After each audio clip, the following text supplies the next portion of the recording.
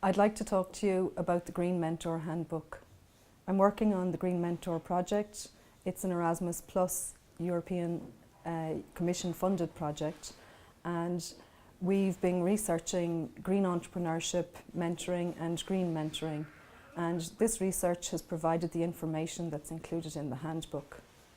The handbook is the third output of the Green Mentor project, and it's independent from, but it's linked to, on the one hand, the Green Mentor curriculum, and on the other hand, we have the Green Mentor toolbox with the tools.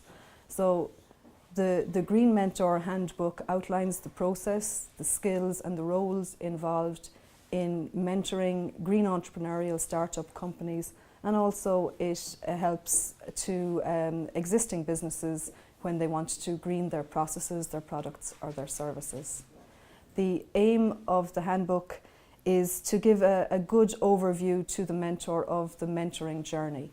And I suppose within that mentoring journey, we're looking for really to help the mentor understand how complex and how wide the area of green mentoring is.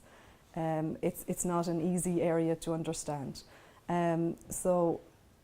Basically, we are hoping that the handbook will help the mentor and the mentee to understand this breadth and complexity, and also perhaps help them to be better mentors and mentees. So that's the aim. On the project, we spent a lot of time hunting for definitions. We looked at mentoring, which is difficult to define, and we looked at green and what green is, and that's also difficult to define. So we tried to combine and search for a green mentoring definition. And in that search, that brought us really to define a green mindset. And the green mindset is the key competence which underlines green mentoring. So it's a combination of the green with the mentoring. So it's what differentiates green mentoring from general mentoring. Besides the green mindset, we also looked at some green business models.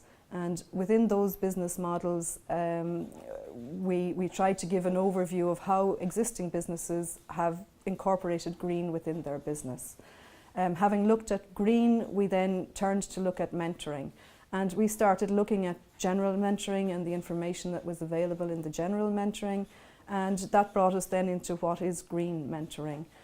So we have a section included on that. And because it was so important, we looked at a 5-stage life cycle model for the mentoring process. And within that process then, it was important to go into depth in it because it's tied into our toolkit. And we have tools which are related to each phase of the 5 phases of that life cycle. So moving on from that, thrown in a lot of frequently asked questions. Obviously not everything in a relationship goes well, so we have a troubleshooting checklist, and we have some good best practice case study material in there as well. And then finally, in the end section, we've included what we hope is some useful information. We have a list of websites, a recommended reading list, and a glossary of terms. So it sounds like an awful lot, so you're wondering how big is the handbook. Well, it's not meant to be an exhaustive resource.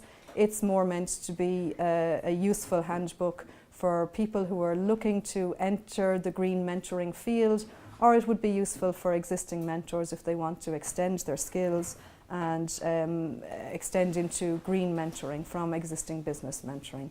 We also think it might be useful for entrepreneurs if you're thinking about getting some mentoring and you're a green business or you're an existing business and you want to know what green mentoring can bring to you. It would be good to check out the handbook.